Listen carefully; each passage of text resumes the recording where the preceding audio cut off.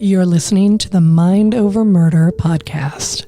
My name is Bill Thomas. I'm a writer, consulting producer, and now podcaster. I am now trying to use my experience as the brother of a murder victim to help other victims of violent crime. I'm working on a book on the unsolved Colonial Parkway Murders, and I'm the co-administrator of the Colonial Parkway Murders Facebook group together with Kristin Dilley. My name is Kristin Dilley. I'm a writer, a researcher, a teacher, and a victims advocate, as well as the social media manager and co-administrator for the Colonial Parkway Murders Facebook page with my partner in crime, Bill Thomas.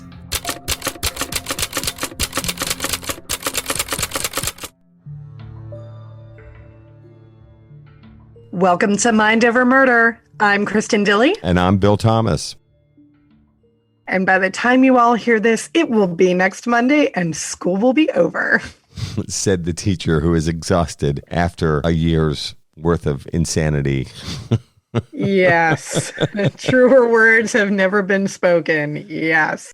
We are exhausted, but we're here recording podcasts for your entertainment and enjoyment. We are resilient. We are almost done. We are almost done. We are counting down the days. Yes. Congratulations, shall I say, for making it through the year from hell? I don't know what else to say. Yes. No, that's exactly what it was. And, prior to this year, my school caught on fire. So that was even worse of a year. The school caught on fire, then there was a pandemic. So yeah, it's been 2 years from hell, actually. I would say so. Yeah. I'm glad this will all be behind you. By the time everyone hears this, you're done. I will be done, and I will be collapsed in a small puddle of goo. The great news is next year, this coming fall, yes, it will be face-to-face teaching. You'll actually yes. be able to tell whether your kids are paying attention or not. Yes. I think the level of participation and involvement, and dare I say, learning with your students will be significantly better than it was this year. Oh, one would hope. Yes. Yes, for sure. So it's going to be a nice year next year. Fingers crossed, knock wood. Not actually doing it because I don't want the microphone to pick it up, but all that good stuff. We're hoping for the best. Well, we're very glad you're all joining us here. We actually wanted to start off with a couple of items that we wanted to cover before we got to our main topic, which is our continuing conversation on CrimeCon and what went on behind the scenes with the Colonial Parkway Murders panel at CrimeCon. Yes. So let's jump into some of these other issues. We wanted to ask a question of all of you, which is, for those of you that live or work in D.C., has anyone else seen electronic billboards put up by the FBI that one of our listeners had mentioned? So the billboards contain we are looking for information on plea from the FBI, and they are looking for information on the Colonial Parkway Murders, which we're always glad to hear about. We want information about the Colonial Parkway Murders, clearly. And they are also soliciting information about the murders of Julie Williams and Lolly Winans in the Shenandoah National Park 25 years ago, a case which some people have posited may be linked to the Colonial Parkway Murders. And we will do an episode on that double murder in upcoming weeks and months. But we did get a message from a listener who said that they had seen these billboards. We would very, very much like to know if other people have seen the billboards. And if you have, can you snap a picture of them? Because we would very much like a picture of these billboards as well. Now, the listener said that he saw the billboards cycling through. Remember, these are not static billboards. They're electronic. So an image goes up, message comes up, stays up for a certain number of seconds, and then cycles through into another message. These were seen in Washington, D.C. by a listener. They were cycling through. They were all messages from the FBI regarding cases they were looking for information on. When he first noticed them over the last couple of weeks and months, they were running inquiries about the riot at the Capitol, which of course they were running "Have you seen this man?" kind of ads in D.C. regarding the incident at the Capitol. He then said that he noticed other cases with which he was familiar because he attended William and Mary and lived in the Tidewater area. He noticed that they were running Colonial Parkway Murders solicitations, which he thought was very interesting. And then separate from that, these Julie Williams, Lolly Winans murder. And as Kristin mentioned, we just went past the 25th anniversary of that case. It happened on Memorial Day 25 years ago. So that case is now 25 years old. And of course, the Colonial Parkway murders will cross 35 years this coming October. Yeah. So very interesting that they were mixing in these other messages. Now, we put up a notice a couple of days ago on some of our social media pages, and a number of people responded, both in private message and some publicly. Some people were struck by the fact that these billboards are cycling through in Washington, D.C., not in the Tidewater area. Now, some folks may remember that probably 10 years back, the families of the Colonial Parkway Murders victims, through our fund, had paid for electronic billboards on Interstate 64. Kristin, you remember those billboards? That was before you and I were involved in this wacky business partnership that we have, before I had become really, really fully immersed in the case. But I remember being so excited to see those because I was like, there must be some information that they're looking for, or like there's a continued investigation. This is great. Yeah, they were on the electronic billboards on 64 before you get to Jefferson Avenue, like outside of Newport News. And I remember very distinctly seeing that because I was so excited that this case seemed to have had, a new lease on life, such as it was.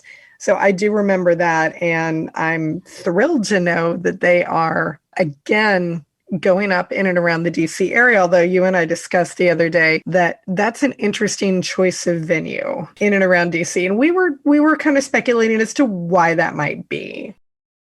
It might just be available inventory. It could be something as simple as that. I will ask the FBI at some point. I didn't think it warranted me reaching out to our FBI agents to ask them, so what's up with the billboards? I will bring it up in one of our upcoming conversations. I was trying to figure that out too. Was it just a matter of the FBI might have bought a block of time on these electronic billboards and the inquiry into the Capitol was perhaps running its course after a couple of months? I did think it was striking that those were the two cases that this listener noticed. So we're trying to find out if anybody else has noticed them as well. I'm also interested, are there other cases aside from Colonial Parkway murders and the Shenandoah murders that are being cycled through as well? So if anybody has noticed other cases, I just out of curiosity's sake would be interested to know what else they're soliciting information about. So if anybody notices those who lives in or around the DC area, please do us a favor. And if you can snap a picture, or tell us where you saw them and any other information that you can offer. And we would greatly appreciate just adding to the fund of knowledge at this point. Speaking of media coverage, a number of people sent us articles about a case that just broke in Montana. This is, they think, the oldest case solved through the use of forensic genetic genealogy or investigative genetic genealogy. We're all using different terms. The Cascade County Sheriff's Department in Montana broke a case. It's a double homicide from 1956 of Dwayne Bogle and Patricia Kalitsky, who are sweethearts. She's 16 years old. He's 20 at the time of their death. He was an airman, United States Air Force, serving at an Air Force base nearby. She and he were considered to be, sort of star-crossed lovers. I know that her family particularly liked him and thought he was really good for her. They were mysteriously found shot to death, and Patricia Kalitsky had been sexually assaulted. Over the last number of years after the case was reassigned, they kept working the case, and they brought in Bodie Labs to do some analysis after a sperm cell was found on evidence from Patricia's body. Amazingly, they were able to extract DNA from this sperm sample. And Bodie worked on the science side and then moved into investigative genetic genealogy. And a man named Kenneth Gould, who lived a few hundred yards away and kept horses near where they lived, was found to be a suspect. I thought this was very interesting. Gould himself had died in 2007. He had moved away from Cascade County, Montana, to an even more remote location, if it's possible, in Missouri, about 1,500 miles away, called Alton, Missouri. I looked up Alton, and it's a tiny, tiny town. And something that's very striking is that he never went back to Montana, not once. Yeah, I bet he didn't. Exactly. He had 5 children, and he had married a 16-year-old girl a couple of years prior to the rapes. His children assisted in the investigation. They said it was kind of strange to be approached 65 years later by an investigator saying, I'm working a cold case double homicide from 1956 that we suspect your father may have been involved in. But they did cooperate. They did provide their DNA. They had no problem with it whatsoever. And of course, their DNA did confirm that their father was the assailant in this case. Now, he had died in 2007, so obviously he's escaped justice here in this world, but perhaps elsewhere. Perhaps elsewhere, yeah. You know, it's so funny whenever we get these stories, whenever a big sort of cold case breaks, everyone in my family and most of my friends know that I do this podcast. And so every time something like this breaks, I get texts and emails and did you see this? And oh my goodness. And Yes. are you like, it's a flood into my inbox and everything. And did you see this? Isn't this cool? Hey, I thought about you. And so I definitely have more of my family and friends focused on cold case and murder than they might ordinarily be. I do appreciate that too, especially because most of my family is just sort of dismayed by the fact that I am so interested in true crime, but they're more than willing now at this point to like flag me whenever an interesting story comes along. And this one definitely, they were like, did you hear about this 1956 case? I was like, yeah, right. They were like, that's kind of cool, actually. I'm like, right? Well, true crime is cool. I'm finding the same thing. And now, as you know, I live in this little town in Connecticut. You know, it's kind of this bucolic, green, lovely place. And Kristin, I know we're looking forward to having you come up in July for a visit. Maybe some face-to-face podcast recording, which would be really fun. Yep. We have a very nice, it's like a newspaper, almost a magazine here in town that covers what's going on. And they did a profile about Mind Over Murder and our little podcast. And now I'm finding that people in town are sending me articles. And, you know, I think it's great. I really do, because people will see something that is in our field and they'll say, did you see this? Or a lot of people will say things like, I'm sure you saw this, but just in case kind of thing, which is absolutely terrific.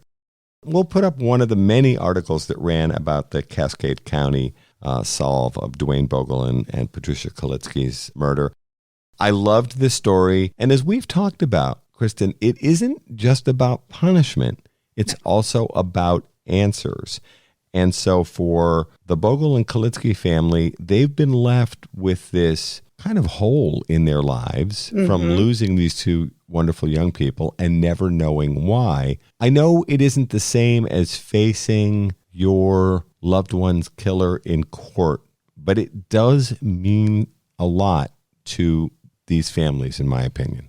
Absolutely. You know, and one of the many things that we have talked about, both you and I separately and together, is the use of the word closure versus the use of the word answers. And I'm always glad whenever you emphasize that it's answers that they have, but there is no such thing as closure. And you have said that from day one with me. And I have started making sure that I differentiate with people. There are answers. There is justice, which is not necessarily the same thing as answers. And there is really no such thing as closure. No, but it is great for those families to have those answers. That's got to be relief of some kind. Agreed. So when we last left off our conversation about CrimeCon, and this, we didn't get a chance to talk about our panel at CrimeCon on the Colonial Parkway murders. Yeah, we got a little overzealous talking about the other cool people that we saw and talked about. We both kind of like looked at each other's, we looked at our watches and we're like, oh, That was an episode. We're out of time. Oh dear, we're See out you of next time. time. Let's talk about that a little bit. The way the panel came together, of course, the television series Lover's Lane Murders on Oxygen, and if you haven't seen it, we hope that you'll seek it out. It's still available on all of the online platforms. 4 episodes of the Lover's Lane Murders, obviously covering the Colonial Parkway Murders.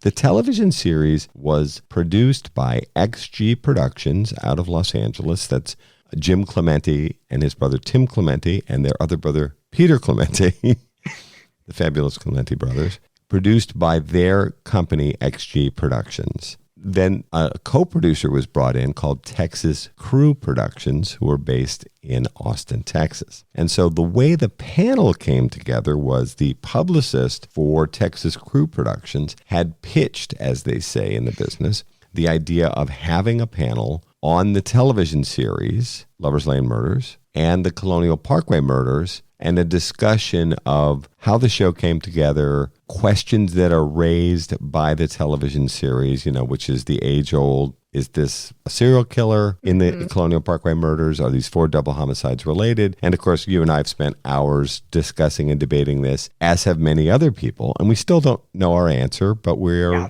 looking, and it's an interesting question, and it's a bit of a mystery. We'll get to the bottom of it eventually, I'm confident. That's how the panel came together. And this is not, as we mentioned last episode, your first time at CrimeCon speaking about the case. But really, the first time that you spoke at CrimeCon, we didn't really delve into that piece. Is it 1 killer? Is it 2 killers? It was a much more general overview of the case. It wasn't just you. It was Joyce Call Canada and Blaine Pardoe and Maureen O'Connell. And so that first panel was much more of here's the case for anybody who doesn't know it. This one was much more, we assume you know the case, and now let's talk about the particular aspects of it that, of course, most people are looking to answer, which is who did it?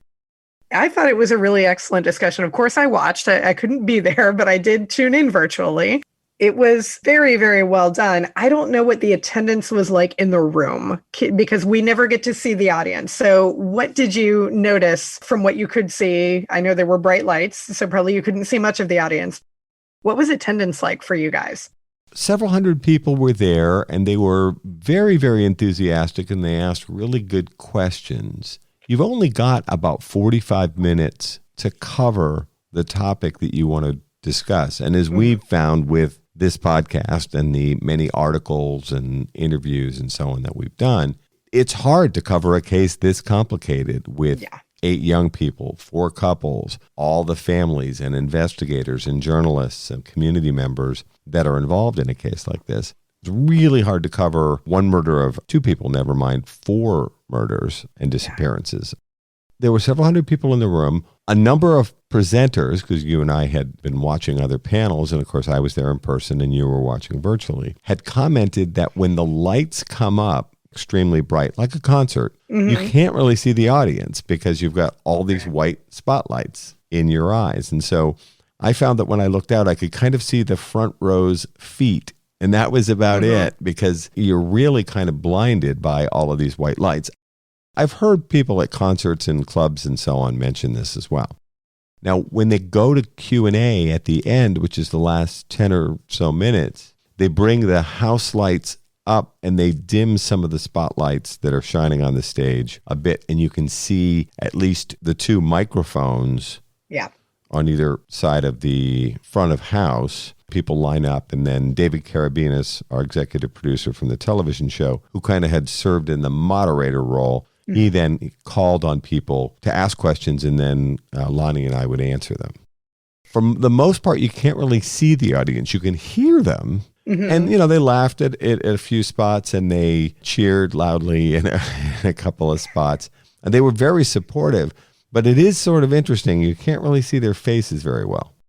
So you were paired up with Loni Coombs from the Lover's Lane Murder series, and I loved getting to work with her. She was fantastic, but you've clearly gotten to spend more time with her than I have, and she has become very, very familiar with the case. She did something up on stage that I think surprised you in that she had a nice little monologue about Cathy. Do you want to talk a little bit about what Loni had to say? Well, thankfully, she didn't completely blindside me. She said something shortly before we went on stage. You're backstage in a holding area, which has just got round tables and some water, and it's a green room, as they call them. Bill Thomas Entertainment Trivia. So Loni had said something to me a few minutes before we went on stage about the fact that, I'm going to say something about Cathy. As many of you know, I try to talk about all 8 of the victims in the Colonial Parkway murders, and we did on that panel. Obviously, I think my sister, Cathy Thomas, was an extraordinary human being, and I think most people that have done any research on her find her to be the same. I was very touched by the fact that Loni Coombs, who could have never met Cathy Thomas, was asked by David Carabinas what it was about the case that attracted her interest and then ultimately her involvement in terms of signing on to do the Lover's Lane Murders series for Oxygen. And she, in her very brilliant former federal prosecutor way, presented. She's got 4 points, and here they are, 1, 2, 3, 4, and they're all really well thought out, and she's a terrific presenter. And point number 4 was Cathy Thomas. And then she proceeded to kind of rave about Cathy, which I was just sitting there smiling because it was sort of fun to listen to someone else who could have never known Cathy, but she's learned a lot about the 8 young people that we lost. And she especially wanted to say something about my sister.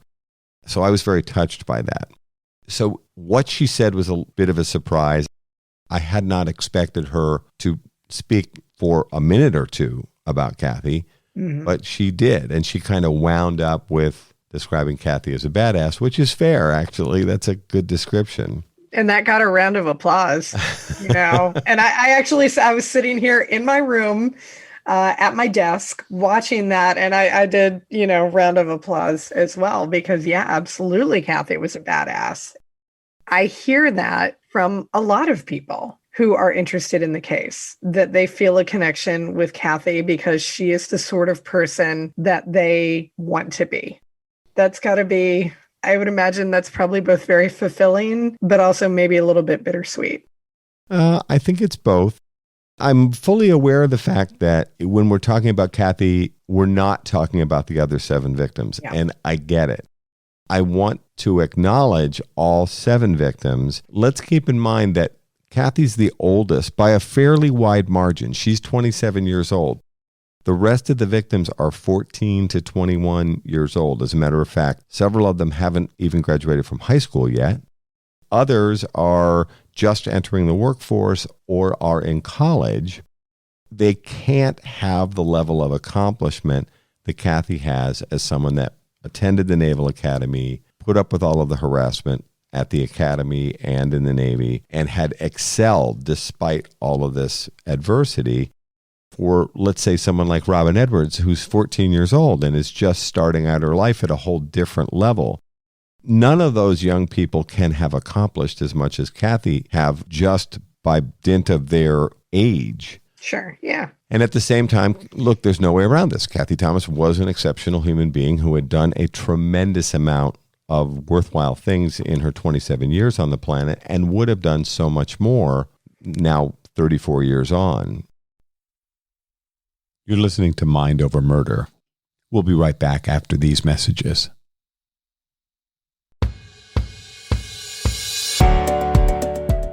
One of the most frequent questions we're asked here at Mind Over Murder is, how can I help?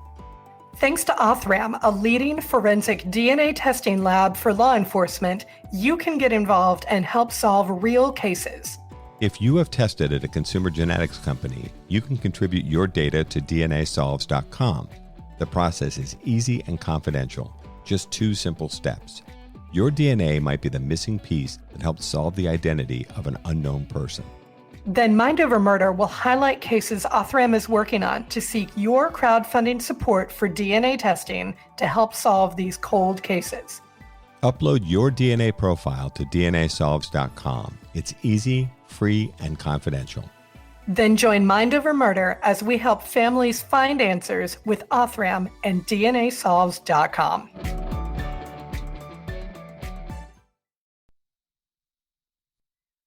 Welcome back to Mind Over Murder. So it does remind me of all that we've lost in losing all 8 of these young people, because they had wonderful things in their future.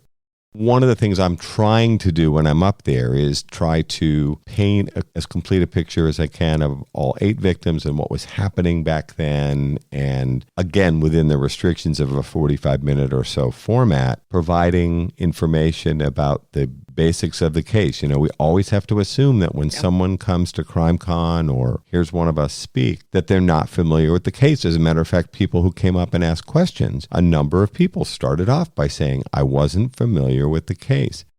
So for those of us that have been following the case, you know, our listeners who are from Virginia or have a connection to this family group, I know they're hearing some things that are pretty basic and might sound so to their ears. Remember, for a ton of other people, millions of other people, including a number of people that attended CrimeCon, so they would say, I'd never heard of this case before, or I wasn't very familiar with this case, and then they'd have a question.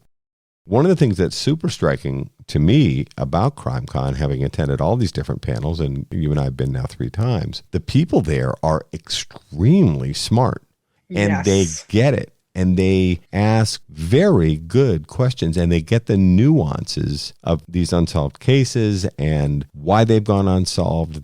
They're knowledgeable because they're fans. They watch these shows. They listen carefully. And I'm always amazed at the way they can kind of get down to some key issues when they get to the Q&A. David Carabinas, Loni and I had talked about it beforehand. You're always hoping you can get to the questions and answers as soon as you can, but you still have a lot of material to cover. Yeah. And so you're watching a countdown clock down near the audience's feet again. And you can see a big, bright countdown clock. And I remember looking at it a couple of times. I was in the middle, and so the clock's right in front of me. And David could see it, and Loni as well. But I remember thinking, oh my gosh, we got to get going here because there's so much to talk about. Were there any of the questions from the audience that particularly surprised you? I mean, you and I get questions all the time. And it a lot of times it seems like people have the same set of questions, and we do acknowledge them and answer them. But every once in a while, we do get someone that surprises us with a particularly nuanced or astute point. Was there any question that you got from the audience that made you go, that's interesting? The people always surprise me. There was a question, I don't remember all the particulars now, a week or more on.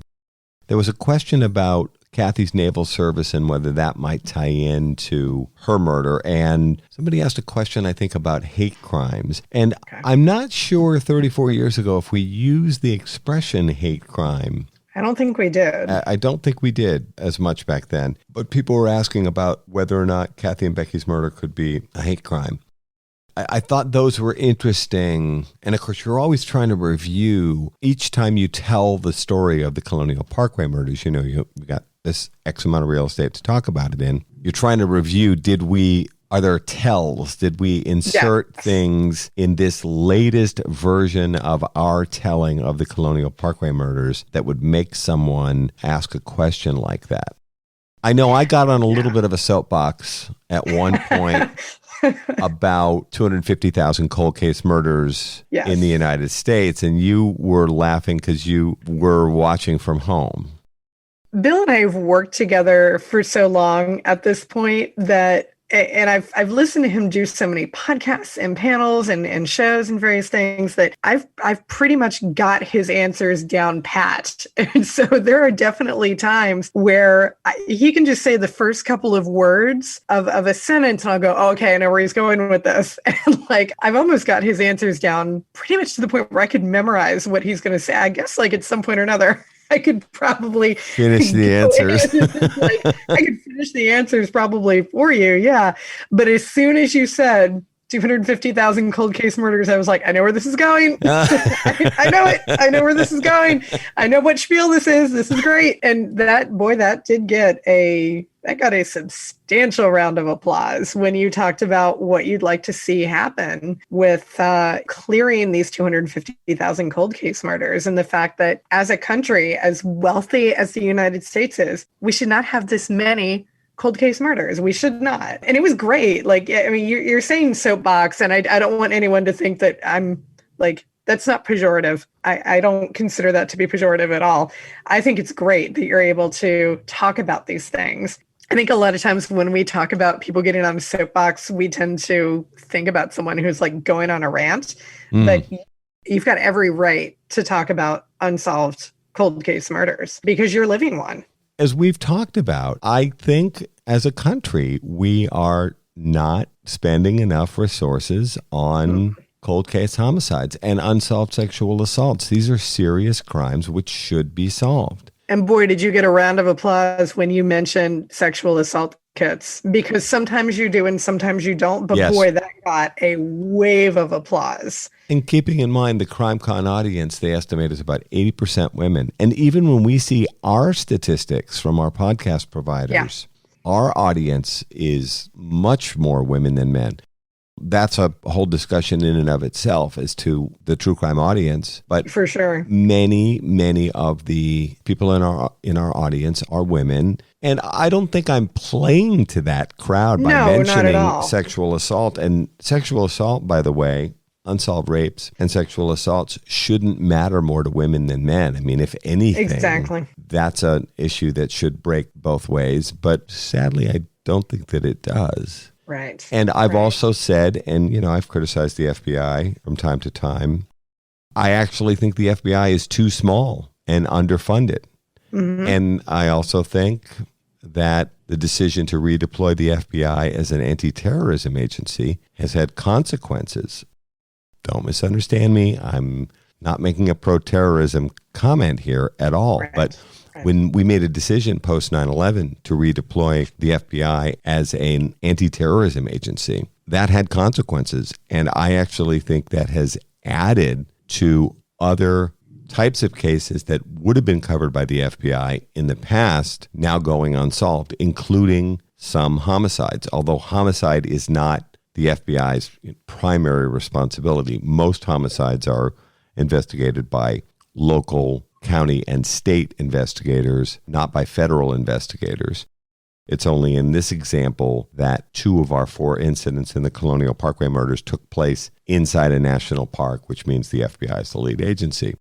But I'm sort of touching on a number of different issues that I think as we move forward with sort of re-examining American law enforcement, we need to be thinking about how can we redeploy our resources and our tax dollars to help solve 250,000 cold case murders and at least 200,000 to 300,000 untested rape kits or non-investigated, if there is such a word.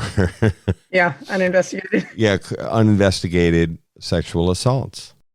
And here in Virginia, and because things are blurring together during the pandemic, I don't remember if it was this year or last year, Virginia did clear the last of its untested rape kits. It cleared the backlog. And that was one of the things that I would say I am most proud of as a Virginian. I think that you can put a lot of the credit for this on AG Mark Herring's shoulders for making sure that got done. And that I was so proud when I heard that. That was like, that is fantastic. Every state needs to have the resources available to them to clear out their backlog. As someone who I have friends who have been sexually assaulted, who have gone through this process of having a rape kit done, knowing that there are still untested rape kits out there.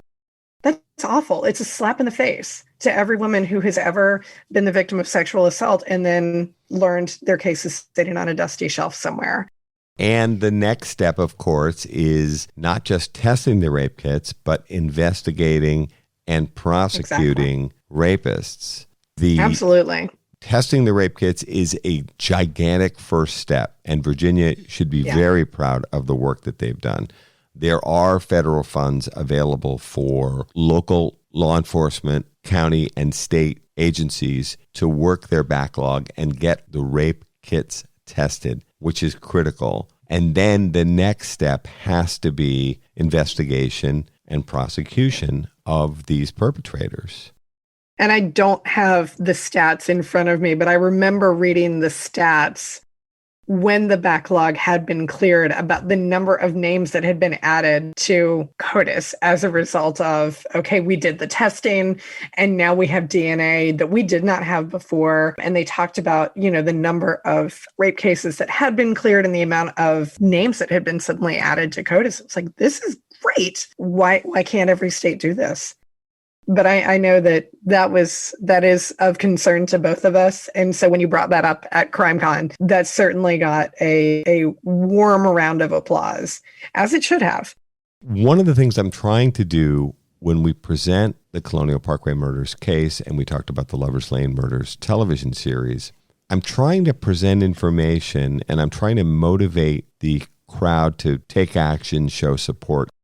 At the same time, I'm trying to keep it together. There are hot button issues for me, having done so many interviews and so many podcasts and so on, that I know can be difficult emotionally. And I know this is true for lots of people. For me, The ones I struggle with are the impact that losing Cathy had on my family and particularly on my parents. And of course, now we've lost both my parents over the years, my mom and dad, who were wonderful people and struggled with this mightily.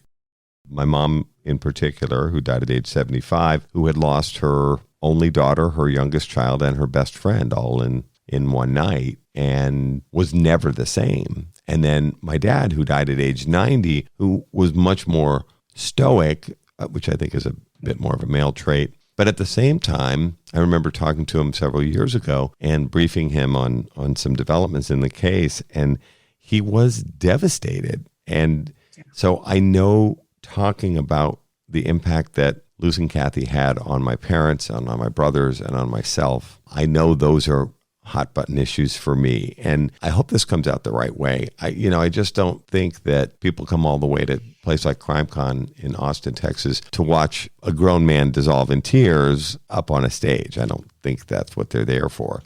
I think it is important to tap into the emotion of the thing, but I try to keep it together. Sure. Now, something happened at the end of our panel, and I was really happy that this happened after the panel was over. Okay. I thought that David and Loni had done a great job. And when we went to Q&A, I found myself answering a lot of the questions, because the bottom line is I'm the subject matter expert, if you want to call it that. That's what they say in TV. Yeah. But at the very end, I felt really good about how things had gone. And then, of course, they play music when you're walking onto the stage and when you're walking off. And of course, I don't know who chose the song, but I'd like to thank them and also whack them on top of the head at the same time. They played the Byrds Turn, Turn, Turn, To Everything There Is a Season. Yeah. And it's one of my favorite songs. It's also very emotional. It's about, the passage of life and all that sort of thing. It was a beautiful choice. And I'm a big music guy, as you know. And so we stood up and the crowd was very appreciative, and I was very touched. And then they started playing Turn, Turn, Turn very loud, actually. And, it really sort of hit me that we were done and that it had gone really well.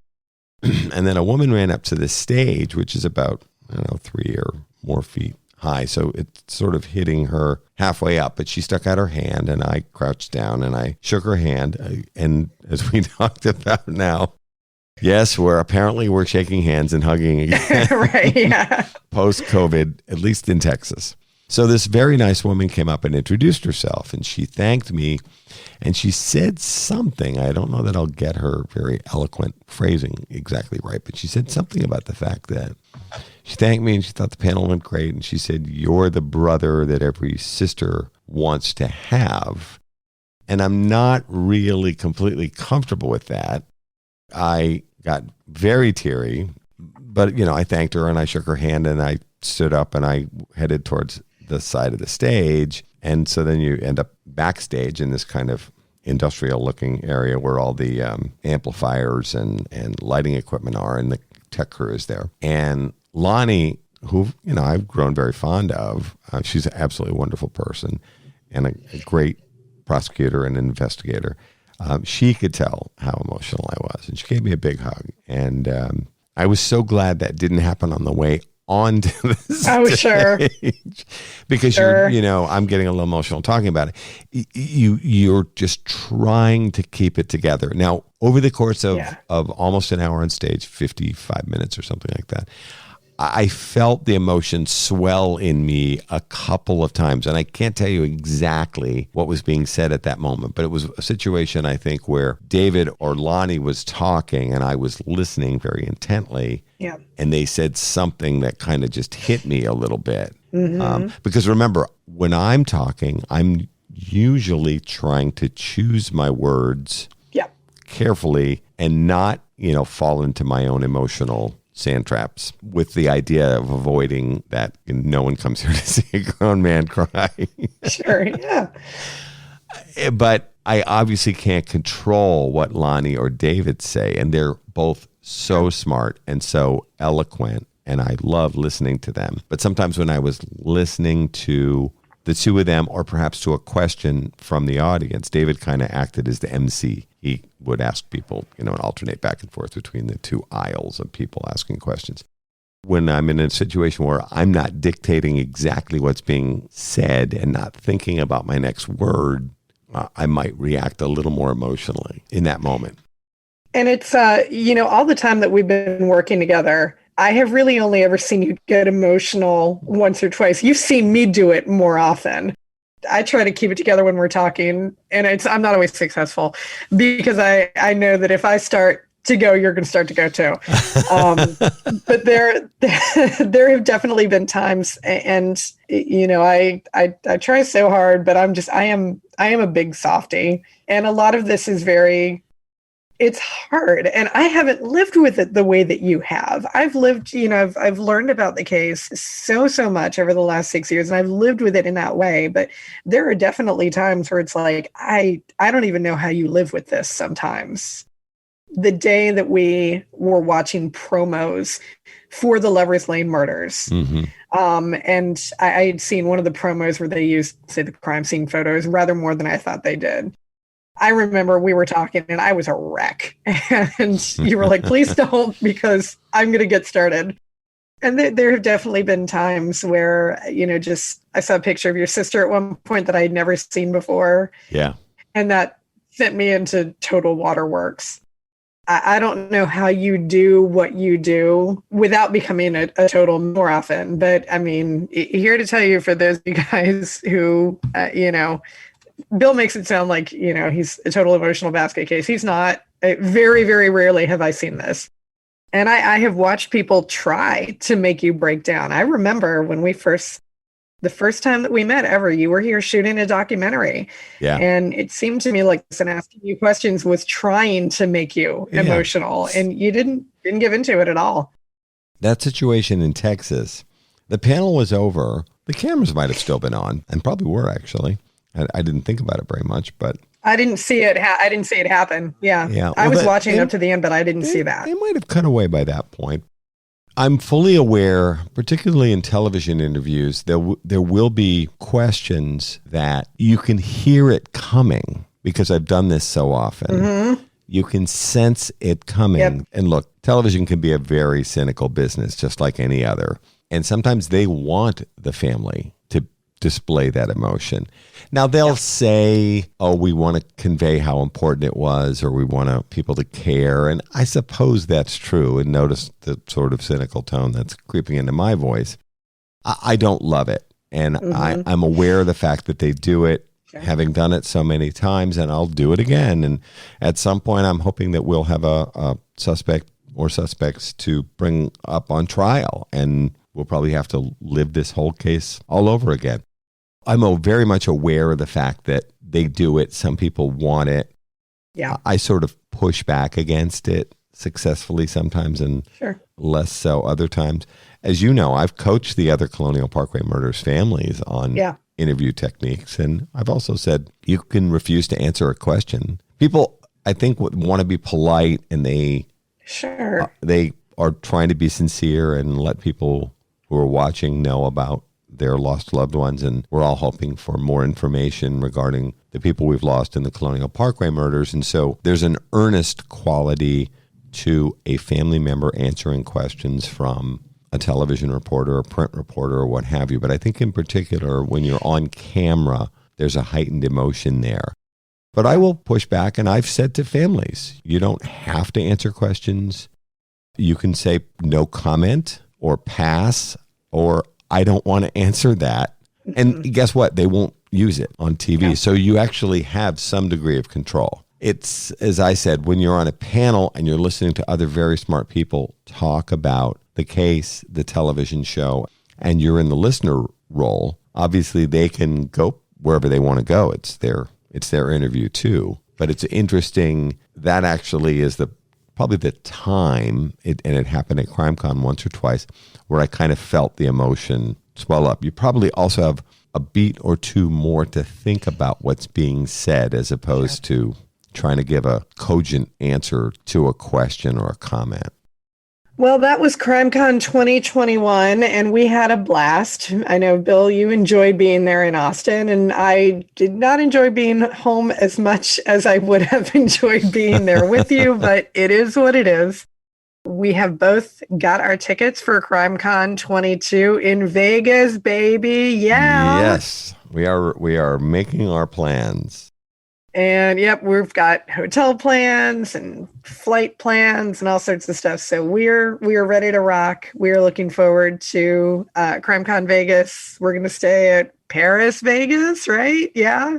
Sure, why not? Paris? Yay! Yay! That's going to be great. I'm excited. I know you're not a Vegas fan, but I've never been there, so I am psyched. Oh, pardon me while I roll my eyes. Oh, we're going to get there a whole day early, and we're going to ride roller coasters, and we also have to set up the Mind Over Murder booth on Podcast Row. We've never done this before. No, we've never done it, but we're planning on, some merchandise and some all sorts of fun stuff. It's going to be great. We have that to plan out over the summer and lots of great podcast goodness. So thank you for listening to this episode of Mind Over Murder. We'll see you next time.